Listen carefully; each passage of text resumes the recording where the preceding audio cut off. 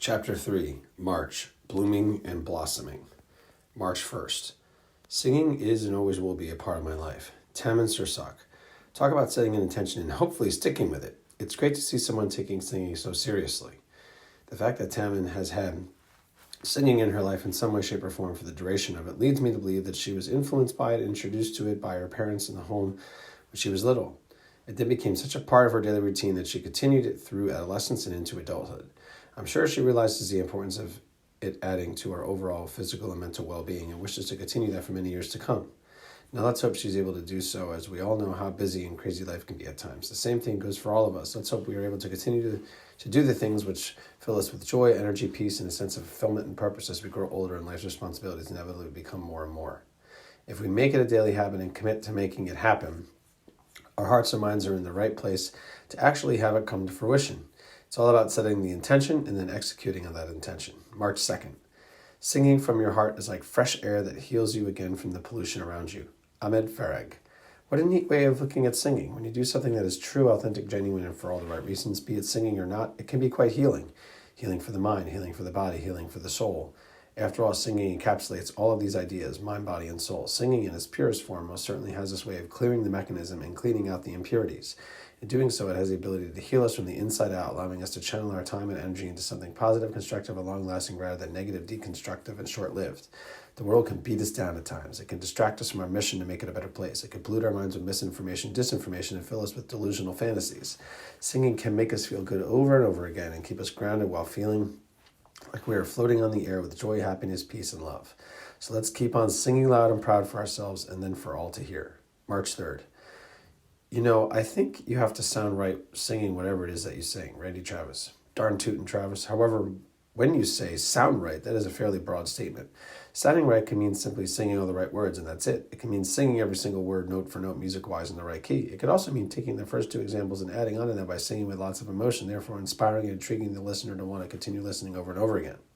In addition to these ideas, sounding right could mean the actual physical act of singing and that you are breathing at the right times, projecting your voice when necessary, and holding back when necessary.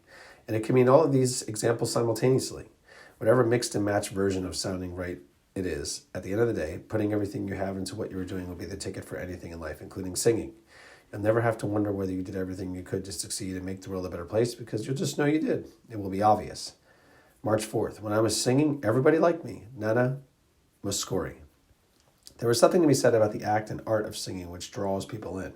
For one, singing is the outward expression of joy and creativity, so what's not to like about that? People want to see what's going on once they hear someone singing from a distance. They walk fast or run following the sound until they arrive at the scene, if you will.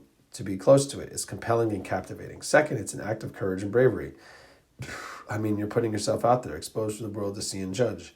It's not easy to willingly do something like that when you stop to think about it in this way. A singer makes themselves vulnerable when performing a song as well. Deep down inside, whether people know it or not, they admire and respect this in a person as well. As a result of these two examples, people tend to like singers. They want to be around them. Singers inspire them, make them feel good, and aren't afraid to be themselves whenever or wherever, breaking out into song at a moment's notice. We can all take a chapter out of a singer we know in our lives book. It would do us a lot of good. Heck, people might like us more than they already do.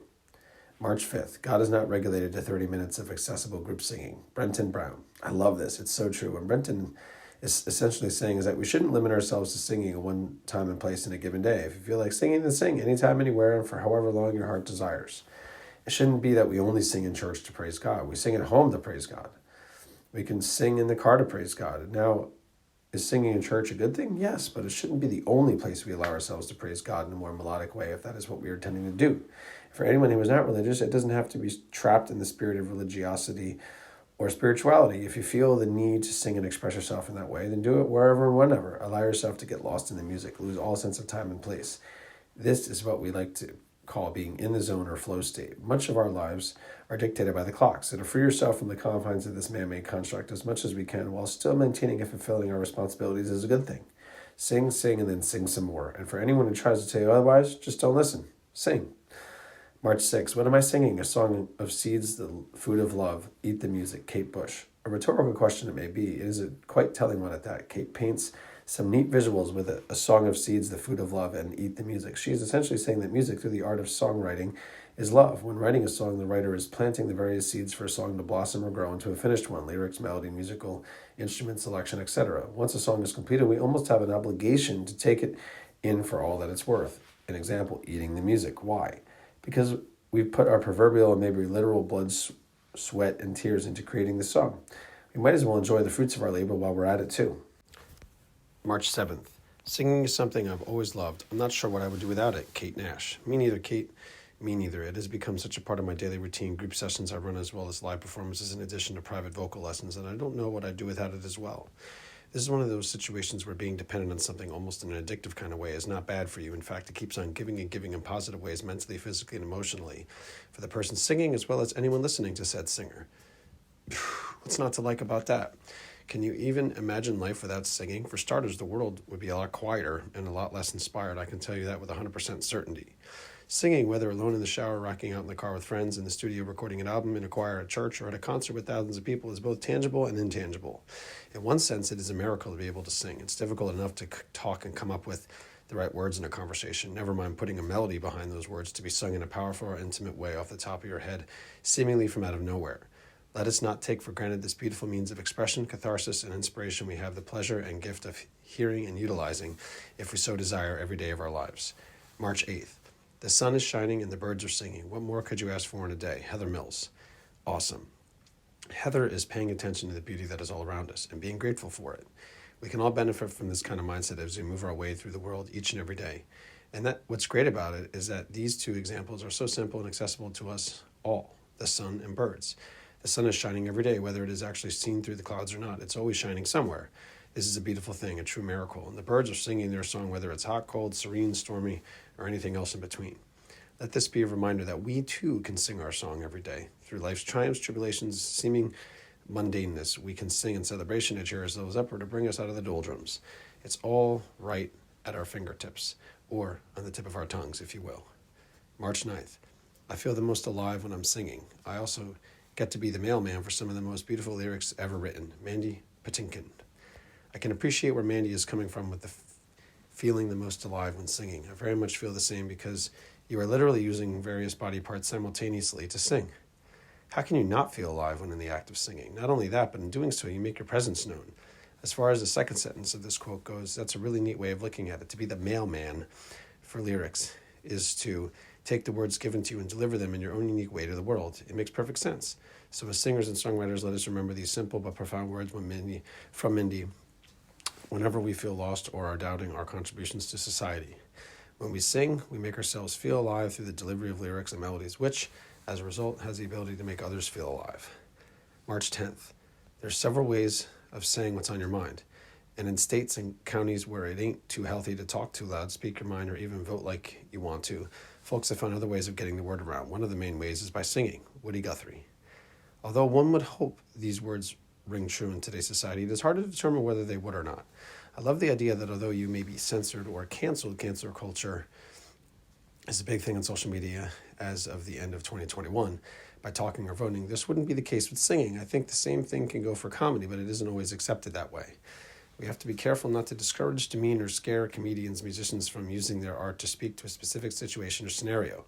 If we can't sing about it and turn a tragedy into a learning experience or make light of the ridiculousness of an idea through comic relief, we are in grave danger of eradicating the freedom of speech we have been able to practice without hesitation for hundreds of years in the United States. We shouldn't have to feel like we are walking on eggshells 24/7, 365, or afraid to offend somebody every time we open our mouths. Can't we just appreciate music for music's sake, comedy for comedy's sake, without dissecting every single layer of it, trying to find a fault or negative element in it? I not only think we can, I know we can. After all, we've done it before, so it's not like it's not possible. March 11th. Singing is also important as this helps with your projection. James Galway. Among many other things, singing does help with projection as it does help with confidence. And this isn't just limited to projecting while singing, but projecting in everyday life. When you're in a conversation with someone and you're trying to drive a point home, saying something in a direct, passionate way, it is necessary to project. When you're teaching a group of children in a classroom about math, for instance, projection is necessary. When you're the one leading a business meeting, whether in person or virtual, projecting is needed to ensure everyone can hear what you are saying. If you practice the art of singing, none of these scenarios will be challenging from a projection standpoint. You already know how to turn the switch on to speak louder, and the confidence from doing so will kick in and encourage you along the way. If you haven't, then you definitely have your work cut out for you. Don't worry though, like anything else, this is a skill you can practice and get better at over time. March 12th, I was influenced a lot by those around me. There was a lot of singing that went on in the cotton fields. Willie Nelson. This is an example of loving where you are and who you are with. It might not be an ideal circumstance working in the cotton fields, but to accept it for what it is and embracing everything about it, it will give meaning, purpose, joy, peace, and love to you and all those around you. Not only this, but to truly pay attention to your surroundings, letting the people and place you are physically at come into your being is wonderful. For one, it can be inspiring and transformative, and two, it can help shape how you will live your life, weaving its way into every part of it. In the end, if we could all learn to sing in every situation, whether good, bad, or indifferent, we would see how much it would make a positive difference on us in the long run. There's something to be said about turning a negative or less than ideal situation into a positive one, and to do it by singing is one of the fastest, easiest things we all have in our control, and mostly in our abilities. March 13th, I want people to hear the honesty in my singing, and that I'm not hiding behind anything. It's raw. It's not for any arrogance or ego. It's just pure feelings. Tom Odell. Beautiful. After all, honesty is the best policy. To be real, raw, authentic, genuine, or any other adjective similar to these is what we ought to strive to be on a daily basis anyway. There's an old saying, be yourself, everyone else is already taken. So true and so wise. And it's certainly the case as it pertains to singing. Most people want to make their mark on the world and leave a positive, long-lasting legacy, so why not be original along the way? No one really respects and honors a copycat, so it is really in your best interest to do something creative and outside of the box that separates you from the crowd or distinguishes you from others. You can really get in the zone or flow state when doing something of this nature as well. In doing so, you can remove your ego from the situation as you are focusing more on the process than just the end result. This can be the great journey, dare I say, adventure of your life. So be you and only you. You will feel better about yourself, find more meaning and purpose, and pave your own path while developing a unique style. It's all about getting lost in the moment, letting the muse work through you. Let it envelop you and take over. Trust me, it will be worth it in the end. March 14th. It is a curious fact that camels walk more quickly and straighter to the sound of singing. Rosita Forbes. This is quite interesting. What Rosita is essentially saying is that even animals can be positively impacted by music, specifically singing. It doesn't surprise me to see the statistic as it makes sense, but it is something you wouldn't necessarily expect. Why? Because there have been enough experts who have disagreed with the fact that animals have the ability to perform music in a conceivable way. So it would make sense to conclude that they aren't really positively impacted by music in any way, shape, or form, because they generally don't act any different when in the presence of music. Of course, there are always exceptions to the rule, and we've all seen various birds be able to sing and even dance along to the rhythm of a song. This is just one small example of animals being able to tap into the beauty that is music and enjoy it in a similar way as human beings do. Maybe it isn't exactly the same as we do, but there's something there. Let us not discount the power of music for all God's creatures. March 15th. On singing in the swimming pool. If I can move the water, I can move the people. Michael Bolton. This is all about resistance, resistance, resistance. When you swim, you are essentially working your way through the resistance of the water. Water does have a tendency to naturally flow with whatever direction is being channeled, so it is about finding the right groove in the molecules to move through it gracefully, not using more energy than you need and taking advantage of forward momentum once you get going. The same can go for bringing in new listeners and fans to the music you create and then perform. People might be hesitant or resistant at first when listening to something new and different, but once they are able to be steered into something at least a little familiar and something that resonates with them, you better believe they'll turn their corner in a positive direction. And once you make a new fan who is excited about you and your music, they're most likely going to tell all their family and friends about you, bringing in more listeners and fans. It's the best kind of domino game you can hope for in the long term, and one that doesn't require a ton of energy from you to gather fans along the way. It's akin to saying a rolling stone continues to gather moss. The more it rolls, the more it gathers. March 16th. First of all, I love singing. I get out of bed and I sing. I can't help it. Tom Jones.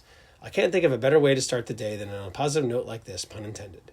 When we sing, we automatically feel good. So to put this idea into practice by doing it every day is setting ourselves up for success right from the starting line. If we can adopt this kind of mentality and incorporate this simple and constructive act of singing into our daily routine, we will be better off for it. There is no doubt in my mind that it will provide not only immediate benefits, but long-term residual ones that will create a positive domino effect in our lives and everyone else's life around us. We will be happier, more excited about life, and give us a reason to get out of bed to conquer whatever is in front of us each and every day. It will give us a sense of peace and joy that will inevitably trickle into other parts of our lives. Our relationships, personal and business, will flourish because of it. Bottom line is that if there's one habit to develop and embody, it is this one. So go for it today. Sing like no one's listening first thing in the morning. I guarantee it won't be the only time you'll sing that day, and I guarantee you'll benefit from it in some way, shape, or form. March 17th. Men are not revived because they sing because they are revived. Aiden Wilson Tozer. Amazing. And this works not only for men, but for women as well. Simply put, when we are inspired, encouraged, and moved in such a way, there is no containing the joy we feel inside of ourselves. It has to be let out. One way to do so is by shouting out this joy from the rooftop, singing loud and proud for all to hear. It's like a bird who was caged for some time because of a broken wing, finally being let out to fly away and live out its purpose once again, to be its true self, fulfilling its destiny. This is what it may feel like to sing because we are revived. What a wonderful image that is. March 18th, I sing no matter who is listening because it is my natural way of expression. Jeffy Thomas. This is a great way to be, to do something just because it is what you would be doing anyway, even if no one was looking or listening, just because it's natural. That is something special and honestly the right way to live. It's doing something with the right intentionality and for the right reasons, not because it will look or sound good to someone else. What are the right reasons? You do something because you love it, because you love the process, not just the end result, because you get a sense of self-satisfaction and achievement from it, because it fills you with joy, because it gives you a sense of meaning and purpose in the world. When you do something for any or all of these reasons, you are doing something for the right reasons. Any external validation or praise that comes is a byproduct of these reasons. It should not be the driving force behind why you do the things you do. If this is the driving force for you, you might not be doing whatever it is you're doing or setting out to do for the right reasons. Don't fret, though. It's not too late to course correct. The first step to making any sort of change is realizing this. And the next step is through methodical thinking and planning to take action in the opposite way. You've got this. March 19th. My mother always told me, even if a song has been done 1,000 times, you could still bring something of your own to it. I'd like to think I did that. Etta James. You most certainly did bring something of your own to it, Etta. I love everything about this quote. On the one hand, cover songs may be easier to do than originals because all you have to do is mimic or copy something that's already been done. I go back and forth with this because I write songs and find I have an easier time writing original songs since I can start with a blank slate and make them my own right from the get-go. The foundation has already been laid down, so all you have to do is study the composition a bit, practice the various inflections and nuances the singer puts on each word and phrase, and then go for it. Sounds simple, and to some it is. To others, it may not be. Why? Because there is that element of not wanting to sound like someone else, the need to be original and put your own stamp on things. It's a good thing to strive for this because there are enough copycats out there in the world. Be yourself because everyone else has already taken is a quote that comes to mind for this. What's really neat about putting your own spin on an already existing song is that you can have fun with it. You could change the rhythm. You could change the key. You could change the genre. You could sing it with an accent. This is what Etta is talking about with this hopeful message to herself and then to the world at large. March 20th. Once I started singing, I didn't have to try to be cool. I was just one of the coolest guys around, R. Kelly. There's a lot of truth in this statement. When you're dealing with all things music related, there is usually a positive cool guy or cool girl vibe associated with it. Why? Because singing, among other musical endeavors, is a creative expression of oneself. People are drawn to that. They are drawn to the art of improvisation, the going out on a limb it takes to perform live, the ability to create something beautiful out of nothing by moving your voice up and down and all around. Bottom line, singing is cool. We all try to do it at some point in our lives. Be it singing in the shower, singing along to the radio in the car, or belting out your favorite song at a concert, we generally love singing. And the fact that some people found a way to do it so well, to do it for a career, is intriguing, encouraging, and inspiring. We can't help but want to be around it as much as possible. March 21st. It is the best of all trades to make songs and the second best to sing them. Hilaire Belloc. I wholeheartedly agree, Hilaire. To be able to create your own songs seemingly out of thin air is amazing in and of itself. Some would call it a miracle, and I would be one of those people who would fall into the some category. Why would it be a miracle? Well, the fact that you could take a piece of wood, guitar, cello, bass, violin, viola, piano, cajon, bongo, and many more instruments, a piece of brass or metal like saxophone, trumpet, trombone, tuba, etc., and even a computer in today's day and age, and create music from it by either using your fingers, a bow, or your mouth out of nowhere. I mean, when you think of it like that, it's almost seems impossible or insane. But this is exactly what you were doing to create music, or as Belloc puts it, to make songs. You take those body parts and take those materials found in nature and are created by man, manipulate them in a particular way, and are able to piece together the puzzle that is musical melodies, lyrics, musical notes, chords, scales, and progressions to form a complete song. And I couldn't agree more about the second best being able to sing them. Let's face it, if you can create your own song, which is a magical miracle of its own accord, then singing that song you created brings it all together. It makes the circle complete, if you will. March 22nd. Even if I don't have the money to take vocal lessons, I'll practice in the house by myself singing out loud. Christina Milan. That's the right attitude. Just because we may not have the means or the right tools per se, doesn't mean we can't create beauty while practicing something we love. In fact, I would encourage anyone to practice whatever it is that resonates with you, that fills you with joy as much as possible, wherever and whenever you can. Waiting for the right coach or the right training regimen may take months or years, and in some cases, the right person or thing may never show up. Meanwhile, you could have been working on your craft and developing your own style the entire time instead of just waiting to start. but you chose to sit it out and possibly miss out on vital self-discovery time. Let us not wait for the exact right moment or perfect time to do something. We may be waiting our entire lives and miss out on just that, our lives. So get on out there and start today. March 23rd, we sing because we can't speak anymore. Kristen Chenoweth. This is more of a metaphor than a literal statement, because if we aren't able to physically speak, then how can we literally sing? Therefore, I believe what Kristen is after is the idea of communicating, the idea of expressing oneself in a way that is different from mere speech making average conversation. Once we've exhausted the option of speaking and we've said our piece, another means of getting out what is inside of us is in order. Sometimes this has to be something unexpected, sometimes something out of the ordinary and the box, and something transcendent. What could that be? Singing. Why do we sing? To let loose, to break free of the chains that weigh us down, to communicate a particular message, feeling, or emotion, to inspire and encourage others, to inspire and encourage ourselves, and last but not least, to feel good. These are all simple concepts, but let us not forget them for even a second. March 24th. His tongue is now a stringless instrument, William Shakespeare. Whether it be engaging in your average conversation or singing your favorite song, your tongue is very much a stringless instrument. The same can be said about your throat and your larynx, as those are the body parts which produce the vibrations and sounds to make songs and speech. What we do with it is our decision. We can choose to do good with our voices and inspire, encourage, and show love and kindness, or choose to do bad and discourage, condescend, bring down, disappoint, and show anger and hatred every day. Which one will it be? I choose the former. March 25th. Singing is a simple process. It's a matter of speaking on pitch and trusting that our bodies know what to do. Karen Farnham, Tsunami, and Kevin M. Mitchell. When you break it down like this, it does seem quite simple, doesn't it? It may be simple, but not easy. There's a difference between the two. Speaking on pitch, that's one thing in and of itself. What if you're tone deaf? This is a real thing.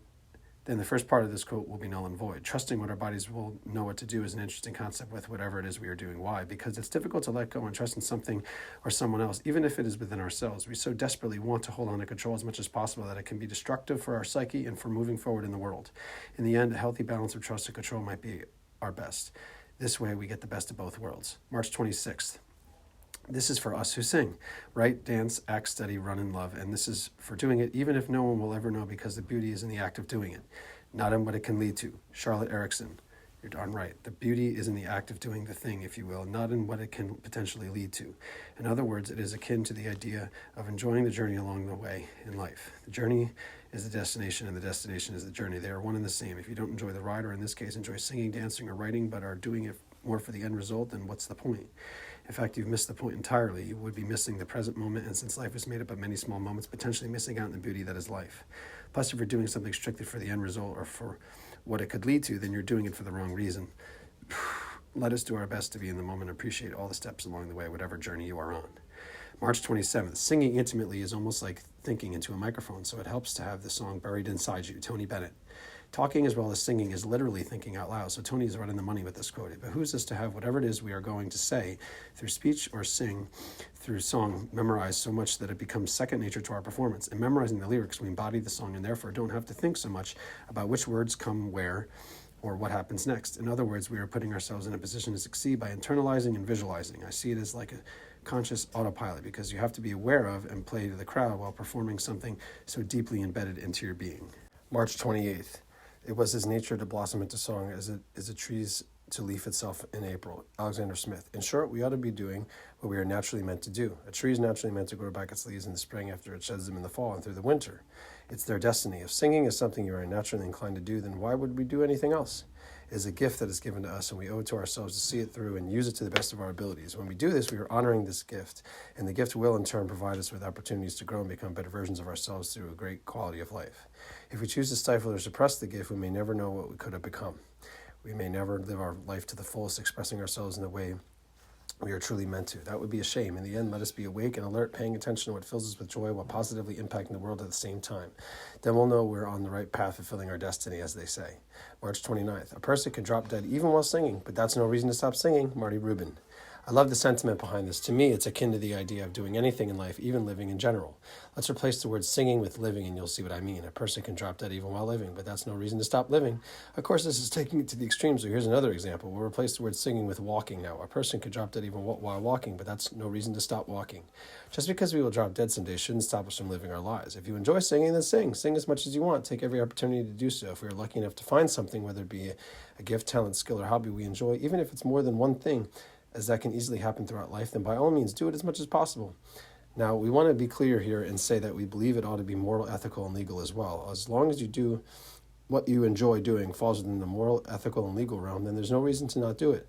We only have one life, so let's live it doing the things we love and spending as much time as we can with those we care about the most. March 30th. Sing a song before you can't sing some song. Anonymous. What a great metaphor for life. You have to live your life to the fullest before your time runs out. This is essentially saying the same thing. Now, we can take this in another direction and say that you have to sing songs you enjoy while you're still able to sing, meaning while you still have your singing voice and it doesn't give out on you. In both cases, we were talking about the concept of time as it relates to singing a literal song, an actual song you hear on the radio, for instance, and a metaphorical song, life. Bottom line is that we owe it to ourselves to sing loud and proud, to make our presence known, to make our mark in the world, if you will, using our gifts and talents to the best of our abilities. After all, we only have one life to live, so we might as well do our best to live it in all its glory. March 31st. Singing is something you can do for a lifetime, and studies prove it is good for mental, physical, social, and psychological health. Mike Kruger.